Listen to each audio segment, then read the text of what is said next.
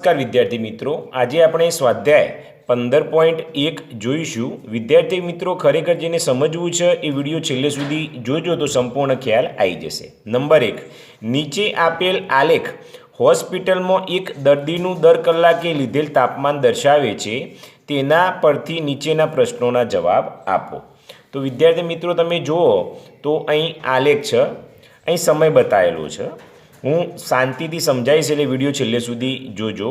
અહીં 9 AM એટલે સવારના 9, પછી 10, 11, 12, પછી બપોરે 1, બપોરે 2 અને બપોરે 3 અહીં સમય છે। હવે તાપમાન દર્દીનું કેટલું છે તો અહીં 34° છે, અહીં 35° છે, અહીં 36° છે, અહીં 37° છે, અહીં 38° છે અને અહીં 39° છે। તમે જુઓ તો આ કયો આલેખ છે? તો તમે કહો સાહેબ રેખીય આલેખ છે। તમે જુઓ તો રેખા દોરેલી છે, બરાબર। આના ઉપરથી આપણે પ્રશ્નોના જવાબ આપવાના છે। હવે સમજીએ। બપોરે 1 વાગે દર્દીના શરીરનું તાપમાન શું હતું? તો અહીં બપોરે 1 વાગે એટલે અહીં આવશે। તો અહીંથી શરીરનું તાપમાન અહીંથી જઈએ, તમે જુઓ તો અહીં સુધી આવો તો અહીં તાપમાન અહીં છે, તો અહીંથી અહીં જવું પડે તો આટલા આવશે તાપમાન। હું લીટું કરું છું, તમારે લીટું નહીં કરવાનું, આ તો સમજાવવા માટે જ કરું। હવે 36 અને 37ની વચ્ચે વચ્ચોવચ કેટલું આવે? તો 36.5 સેલ્સિયસ આવે। તો આનો જવાબ શું આવશે? 36.5 આ અંશ એટલે મીંડું કરવાનું છે અને સેલ્સિયસ એટલે સી। ખ્યાલ આવી ગયો? સોરી હો, અહીં આવું દેખાશે 36.5 સેલ્સિયસ। બીજો શું કહે છે? દર્દીના શરીરનું તાપમાન 38.5 સેલ્સિયસ ક્યારે હતું? તો તાપમાન અહીં છે તો 38.5 તો આટલા આવે, તમે સમજો છો। તો ક્યારે હતું? તો અહીંથી અહીં જઈએ તો અહીં અડે અને અહીંથી નીચે આવવાનું, તમે જુઓ તો અહીં આવે, બરાબર। તો કેટલા વાગ્યા છે? બપોરે 12 વાગે। તો અહીં જવાબ કેટલો આવશે? બપોરે 12 વાગે। બોલો, એકદમ ઇઝી છે કે નહીં? આ રીતે તમે સમજીને કરશો તો જવાબ તમને ઇઝી મળી રહેશે વિદ્યાર્થી મિત્રો, બરાબર છે। ચાલો હવે આપણે આગળ જોઈએ। હવે વિદ્યાર્થી મિત્રો જોઈએ તો ત્રીજો પ્રશ્ન છે, એટલે કે સી છે। શું કહે છે? આ સમગ્ર સમય દરમિયાન દર્દીનું તાપમાન 2 વખત સરખું થયું, 2 વખત સરખું રહ્યું, તો આ બંને સમય કયા હતા? તો ક્યારે સરખું થાય છે જોઈએ આપણે। તો તમે જુઓ તો આ બંને જો અહીં પણ સરખું છે અને અહીં પણ સરખું છે, આલેખમાં જુઓ એટલે ખ્યાલ આવી જાય। તો એક તો તમે જુઓ અહીંથી તો બપોરે 1 વાગે છે અને બપોરે 2 વાગે, બંને વખતે તાપમાન કેટલું છે? સરખું છે। અને કેટલું છે તમે જુઓ તો અહીંથી આ બંને વચ્ચે એટલે 36.5 સેલ્સિયસ છે। તો અહીં જવાબ લખી દઉં છું, સીનો જવાબ ઉપર લખું। દર્દીનું તાપમાન બપોરે 1 PM, બપોરે 1 વાગે એમ લખીએ, અને બપોરે 2 વાગે સરખું હતું। કેટલું હતું એટલું નથી કીધું, એટલે આપણે 36.5 સેલ્સિયસ જવાબ લખવાની જરૂર નથી। ચલો ડી જુઓ। બપોરના 1:30 વાગે દર્દીનું તાપમાન શું હતું? આ તારણ પર તમે કઈ રીતે પહોંચ્યા? તો 1:30 વાગે દર્દીનું તાપમાન શું હતું? તો તમે જુઓ તાપમાન અહીં 1 છે અને અહીં 2 છે, તો એની વચ્ચે આ થાય, આ 1:30નો સમયગાળો થયો, દોઢ। તો શું હતું તાપમાન? તો અહીંથી ઉપર જઈએ તો અહીં આવશે અને અહીંથી કેટલું આવશે? અહીં આવશે, એટલે 36.5 સેલ્સિયસ હતું। એકદમ ઇઝી છે। તો અહીંયા આપણે લખી દઈએ ડીમો, અહીં જ લખી દો, જગ્યા છે એટલે 36.5 સેલ્સિયસ। હવે ઈ, સમયના કયા ગાળામાં દર્દીનું તાપમાન વધી રહ્યાનું જણાતું હતું? તો તમે જુઓ વધે ક્યારે તાપમાન? તો જુઓ 9 વાગે આટલું છે અને પછી આટલું, એટલે 9થી 10માં વધ્યું એક તો, અહીં હું લખું છું લખવા ખાતર, આ લખવાનું નથી, એક 9થી 10, પછી જો 10થી 11માં વધે છે તો અહીં 10થી 11 લખીશું, પછી 11થી 12માં આ ઘટે છે નીચે આવે એટલે એ ના આવે, પછી 12થી 1માં ઘટે છે એટલે એ ના આવે, તમે જો 1થી 2માં તો એ સરખું છે એટલે ના આવે, પાછું 2થી 3માં વધે છે એટલે આ આવશે। તો 3 સમયગાળા છે, એક સવારે 9થી 10, પછી સવારે 10થી 11 અને બપોરે 2થી 3, બરાબર। તો એ જવાબ આપણે અહીં લખી દઈએ। તો હું જવાબ લખું છું ઈ છે ને, ચલો એ ઉપર જ લખી દઈએ, અહીં ઉપર જ લખી દઉં, જગ્યા છે એટલે, બરાબર છે. તો લખી દઉં સવારે, અહીં આપણે જવાબ લખેલો જ છે 9 થી 10, તો લખું સવારે 9 થી 10 AM કરી દઈએ. પછી તમે જુઓ તો સવારે 10 થી 11 એટલે AM કહેવાય, અને બપોરે 2 થી 3 તો એને શું કહેવાય? PM કહેવાય, બરાબર. દર્દીનું તાપમાન વધી રહેલ જણાય છે, બરાબર. આ રીતે તમારે જવાબ લખવાનો છે. ચલો બીજો પ્રશ્ન આવું જુઓ. આવું શું કહે છે?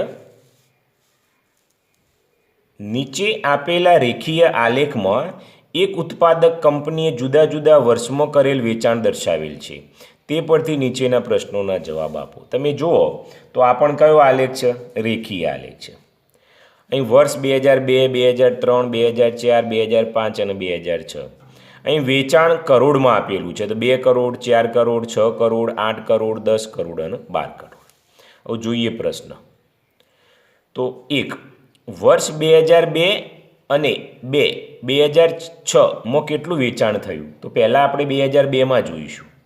તો અહીં જવાબ જોઈએ તો 2002માં અહીં જોઈએ તો કેટલું વેચાણ છે? તો તમે જો આટલું છે તો 4 કરોડ છે. અને 2006માં કેટલું છે? તમે અહીં જુઓ તો અહીં આવ્યા તો અહીંથી 8 કરોડ છે. તો બરાબર, બંને જવાબ આપણને મળી ગયા છે. તો 2002 છે એ હું તમને લખાઈ દઉં, અહીં 4 કરોડ લખી દઉં, થોડા અક્ષર નાના છે, બરાબર. અને 2006માં કેટલું થયેલું છે? તો અહીં જગ્યા છે એટલે લખી દઉં 8 કરોડ, બરાબર. જવાબ મળી ગયા છે. બધું લાંબુ લખવાની જરૂર છે નહીં. પછી બીજું 2003 અને 2005માં કેટલું વેચાણ થયું? તમે જુઓ 2003માં કેટલું થયું છે? અહીં આવ્યા એટલે અહીંથી અહીં, તો બેની વચ્ચે શું આવે? 6, 7 અને 8 એટલે અહીં વચ્ચોવચ્ચ 7 કરોડ આવશે. તો 2003માં અહીં 7 કરોડ કરી દો. અને 2005 તો 2005માં અહીં આવશે અને અહીંથી કેટલું આવશે? 10 કરોડ આવશે. તો અહીં લખી દઉં 10 કરોડ. વિદ્યાર્થી મિત્રો જોઈ સમજીને કરો તો એકદમ ઇઝી છે. હવે સી શું કહે છે? વર્ષ 2002 અને વર્ષ 2006ના વેચાણ વચ્ચે કેટલો તફાવત હતો? તો 2006 છે તો અહીંથી 2006માં કેટલું છે? આ, અને અહીંથી જઈએ તો 8 કરોડ. અને 2002માં તમે જુઓ તો 4 કરોડ. તો અહીં આપણે બાદબાકી કરવી પડશે, બરાબર. 8 કરોડ ઓછા 4 કરોડ, તો 8માંથી 4 જાય તો વિદ્યાર્થી મિત્રો કેટલો જવાબ આવશે? 4 કરોડ જવાબ આવશે, બરાબર. અહીં બરાબર કરી દઉં કારણ કે હું બરાબર કર્યું એટલે, બરાબર. તો જવાબ કેટલો આવ્યો? 4 કરોડ. પછી ડી, કયા વર્ષના વેચાણનો તફાવત તેના અગાઉના વર્ષની સરખામણીમાં મહત્તમ હતો? એટલે વેચાણનો તફાવત છે એ કયા વર્ષમાં મહત્તમ છે એવું કહેવું છે. તો આપણે અહીં જોઈએ 3 વર્ષ, જો કયા કયા વર્ષ આવશે? અહીં 2002 થી 2003, 2002 થી 2003, પછી હું જવાબ ગણું, પછી 2003 થી 2004, 2004 થી 2005 અને 2005 થી 2006. અહીં કેટલું થાય તમે જુઓ, અહીં 2003 છે એટલે કેટલું આવશે? 7 અને આયરું આવશે 4, એટલે 7માંથી 4 બાદ કરો એટલે 3 કરોડ આવ્યું.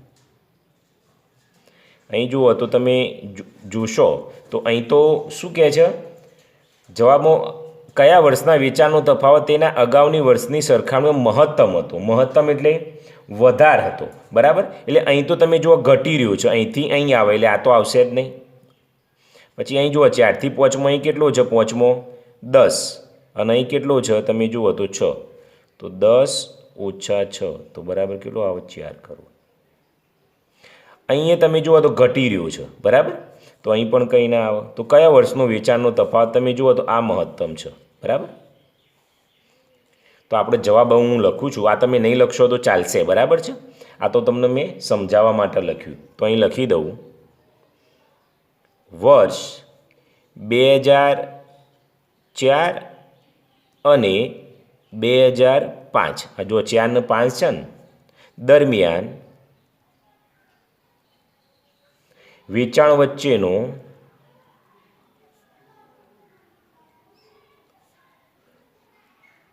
તફાવત મહત્તમ હતો. ઓકે, આ રીતે તમારે જવાબ વિદ્યાર્થી મિત્રો લખવાનો છે. ચલો આપણે ત્રીજો જોઈએ.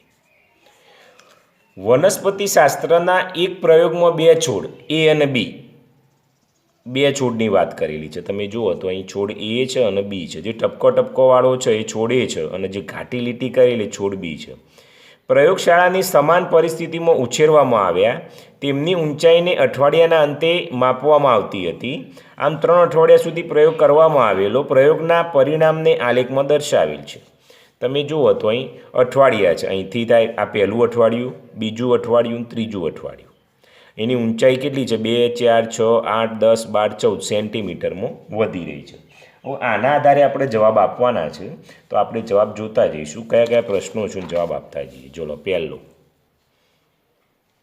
તો વિદ્યાર્થી મિત્રો આલેખ આપણે પાછળ છે અને ગણવાનું અહીંથી છે. બરાબર, તો હું તમને સહેલી રીત પડે એ રીતે કરી દઉં. શું કહે છે? 2 સપ્તાહ પછી અને 3 સપ્તાહ પછી છોડ એની ઊંચાઈ કેટલી હતી? તો તમે જુઓ વિદ્યાર્થી મિત્રો, છોડ એની વાત કરેલી છે. આ છોડ એ તો 2 સપ્તાહ પછી કેટલી છે? તો એ અહીંથી જોઈએ 2 સપ્તાહ છે તો એ અહીં આવશે અને અહીંથી તમે જુઓ તો અહીં આવશે એટલે 6 થી 7 આવશે અહીં. અને ત્રીજું સપ્તાહ છે એની તમે જુઓ તો અહીંથી અહીં છે તો અહીંથી જે તો કેટલી આવશે? 9 આવશે. બરાબર છે, તો આમાં કેટલી આવી?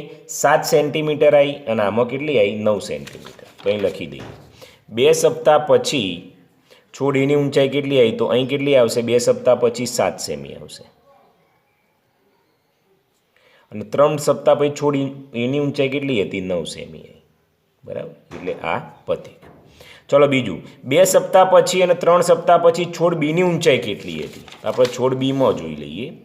તો તમે જુઓ તો છોડ બીમાં બંને એક જ છે તો અહીં 2 સપ્તાહ પછી તો 7 જ આવશે અને 3 સપ્તાહ પછી જુઓ તો અહીં છે એટલે 10 આવશે.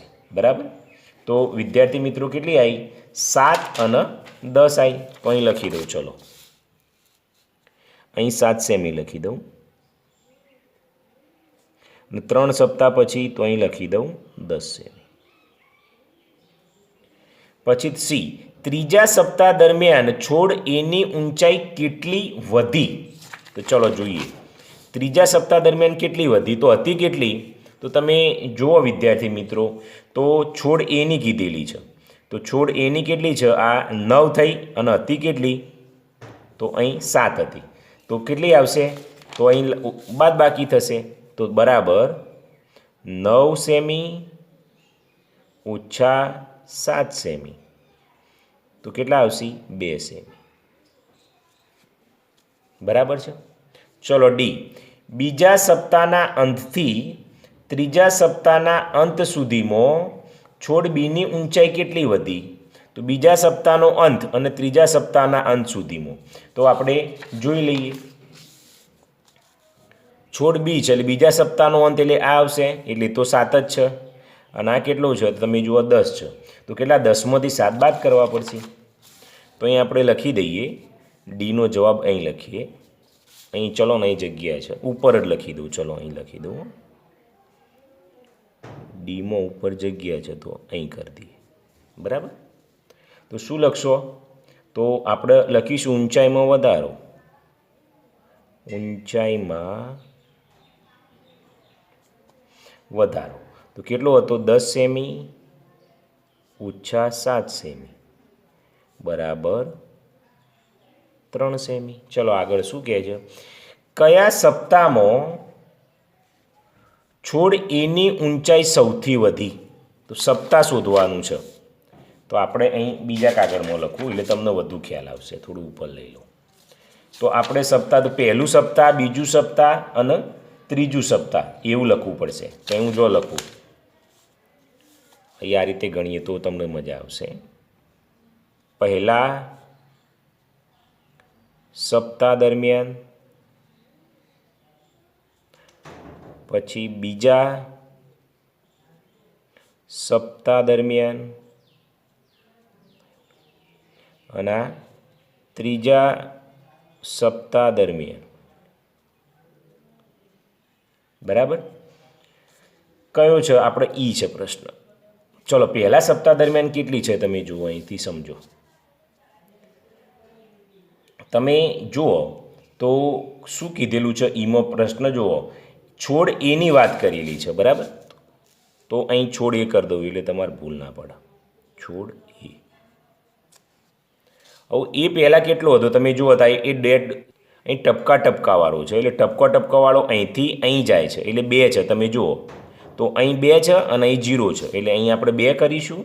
2 સેમી ઓછા 0 સેમી એટલે કેટલો આવ્યો? 2 સેમી.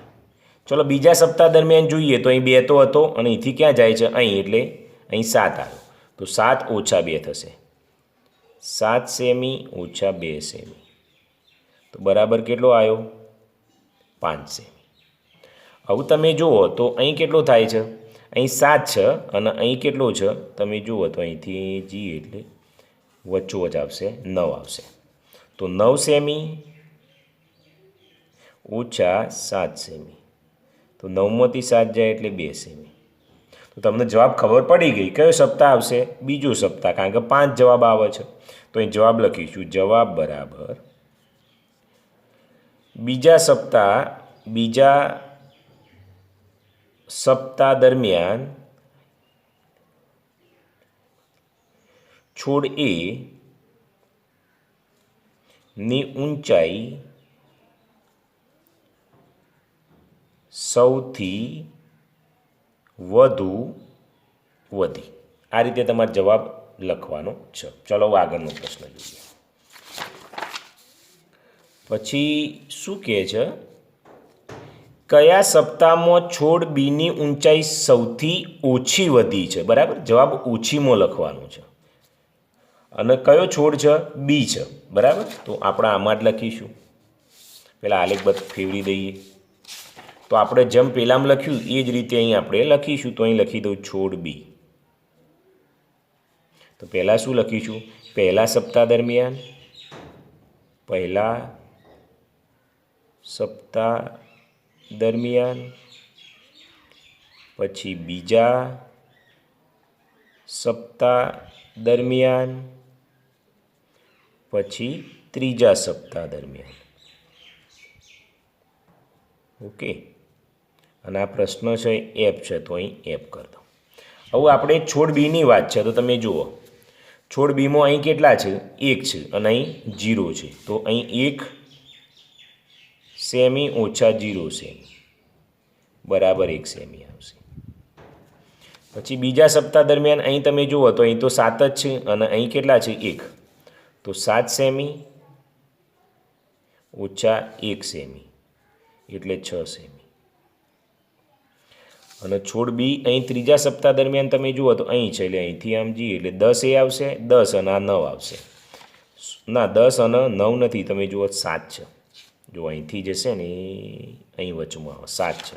તો 10 ઓછા 7 થશે.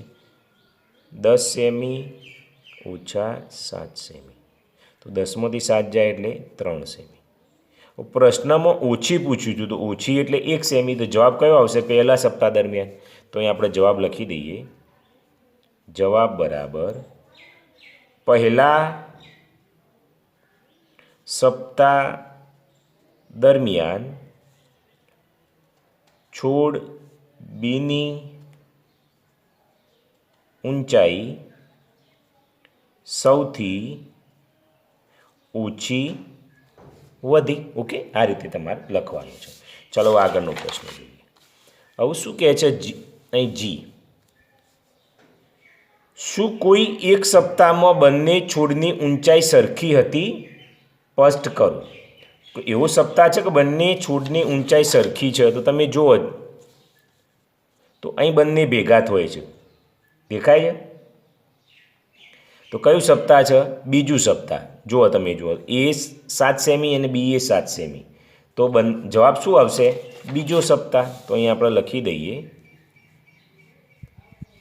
ચલો આમાં જ લખું કાગળમાં એટલે ભૂલ ના પડે. જી. તો જવાબમાં શું લખવાનું? બીજા સપ્તાહ દરમિયાન બંને છોડની ઊંચાઈ સરખી હતી. બરાબર. તો એની ઊંચાઈ કેટલી લખવી હોય તો લખાય 7 સેમી. અહીં છોડ લખવાનું રહી ગયું. અને છોડ બીની ઊંચાઈ કેટલી હતી? તો એ પણ કેટલી હતી? 7 સેમી હતી. બરાબર. એટલે આ રીતે તમારે લખવાનું છે. ચોથો દાખલો, આ છેલ્લો દાખલો છે. બરાબર. પછી આપણે રવા દઈશું. અહીં જુઓ, નીચે આપેલા આલેખમાં કોઈ એક સપ્તાહના દરેક દિવસ માટે પૂર્વાનુમાન કરેલ તાપમાન અને વાસ્તવિક તાપમાન દર્શાવેલ છે. તમે જુઓ તો ડોટેડ છે એ પૂર્વાનુમાન અને આવું લીટું હોય વાસ્તવિક. તો એ શું કહે છે? કયા દિવસે પૂર્વાનુમાન કરેલ તાપમાન અને વાસ્તવિક તાપમાન સરખા હતા? તો સરખા ક્યારે ક્યારે છે આપણે જોઈશું. તો તમે જુઓ તો એક તો તમે બંને સરખા અહીં જો બંને ટચ થાય છે એટલે મંગળવાર આવશે, બુધવારે બંને અલગ છે, ગુરુવારે અલગ છે, શુક્રવારે ટચ થાય છે જુઓ, શનિવારે અલગ છે અને પાછા રવિવારે ભેગા થાય છે. 3 વાર આવ્યા. કયા કયા આવ્યા? તો મંગળવાર, શુક્રવાર અને રવિવાર. તો અહીં આપણે જવાબમાં લખી દઈશું મંગળવાર, શુક્રવાર અને રવિવાર. બરાબર. ચલો બીજું, સપ્તાહ દરમિયાન પૂર્વાનુમાન કરેલ મહત્તમ તાપમાન કેટલું હતું? હવે પૂર્વાનુમાન કરેલ એટલે ડોટ, આવા ડોટ કરેલા છે. તો સૌથી વધુ ડોટમાં જુઓ તો અહીંથી વધારે અહીં જાય છે. અહીં તાપમાન તમે જોવા જોઈએ તો અહીંથી 35 છે. તો 35°C આવશે. તો અહીં લખી દઉં 35°C. ઓકે. સપ્તાહ દરમિયાન લઘુત્તમ એટલે ઓછું વાસ્તવિક તાપમાન કેટલું હતું? તો આ લીટું હોય વાસ્તવિક છે. તો તમે જુઓ તો અહીંથી નીચું તો અહીં આવે છે, આ નીચું છે તો કેટલું છે? 15 છે. તો અહીં લખી દઈશું 15°C. અહીં ડબલ કરી દઉં એટલે 15°C. બરાબર. પછી શું કહે છે? કયા દિવસે વાસ્તવિક તાપમાન અને પૂર્વાનુમાન કરેલ તાપમાન વચ્ચેનો તફાવત સૌથી વધુ હતો? તફાવત એટલે બાદબાકી લેવું પડે. તો કયા દિવસે હતું? તો આ દાખલો આપણે ગણવો પડે. ચલો હું તમને બતાવી દઉં. તો આપણે બધા વાર લખવા પડશે. સોમવાર, મંગળવાર, બુધવાર, ગુરુવાર, શુક્રવાર, શનિવાર અને રવિવાર. ઓકે. આવું જુઓ તાપમાનનો તફાવત કયો છે આપણે જોઈ લઈએ. ચલો સોમવારે કેટલો છે? તો અહીં જુઓ તો આ કેટલો થશે? 15 એટલે વચ્ચોવચ આવશે 17.5 આવશે. અને આ તો 15 છે એટલે 17.5માંથી કેટલા બાદ કરવાના? 15. તો હું લખી દઉં સોમવારે 17.5°C ઓછા 15°C. તો 17.5માંથી 15 બાદ કરો એટલે 2.5°C આવે. ચલો મંગળવાર જોઈએ. તો મંગળવારે તો બંને સરખું જ છે. કેટલું છે? 20. તો 20માંથી 20 બાદ કરવાના. 20°C ઓછા 20°C એટલે કેટલું આવશે? 0°C. ચલો બુધવાર. બુધવારે આ છે 30 અને આ છે 25. તો 30°C ઓછા 25°C. 30માંથી 25 જાય એટલે 5°C. બરાબર. ચલો ગુરુવાર. ગુરુવારે આ છે એ અહીં આવશે એટલે 20 એટલે 22.5 આવશે વચ્ચોવચ. 22.5 અને આ 15 આવશે. બરાબર. તો ગુરુવારે આ આવશે 22.5°C ઓછા 15°C. તો આ બંનેની બાદબાકી કરો તો 15 એટલે 7.5°C. ઓકે. પછી શુક્રવાર. શુક્રવારે બંને તમે જુઓ તો સરખું છે, કેટલું છે 15, તો 15° ઓછા 15° એટલે કેટલું આવશે 0°. શનિવારે આ જુઓ તો થોડું નીચું કરું, આ જુઓ તો એ આ 30 છે અને એ આ 25 છે, તો 30માંથી 25 બાદ કરી દઈશું, તો 30° ઓછા 25° એટલે કેટલું આવશે 5°. અને રવિવાર તમે જુઓ તો રવિવારે બંને ભેગું છે, કેટલું છે 35 છે, તો 35° ઓછા 35° એટલે 0°. બરાબર, આપણે લીટી દોરી દઉં એટલે ખ્યાલ આવી જાય તમને. ચલો, પ્રશ્ન શું હતો? કયા દિવસે વાસ્તવિક તાપમાન અને પૂર્વાનુમાન કરેલ તાપમાન વચ્ચેનો તફાવત સૌથી વધુ હતો? હવે વિદ્યાર્થી મિત્રો વધુ છે તો ક્યારે છે તમે જોઈ લો, તો સૌથી વધુ 2.5, 0, 5, 7.5 સૌથી વધુ છે, તો કયો દિવસ છે? ગુરુવાર. તો અહીં આપણે શું લખી દઈશું? જવાબ બરાબર ગુરુવારે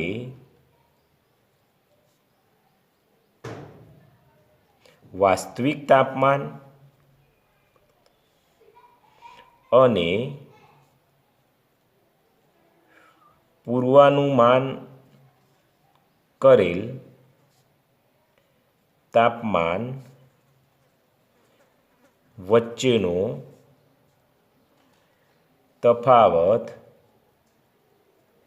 સૌથી વધુ હતો. બરાબર છે, આ રીતે તમારે જવાબ લખવાનો છે.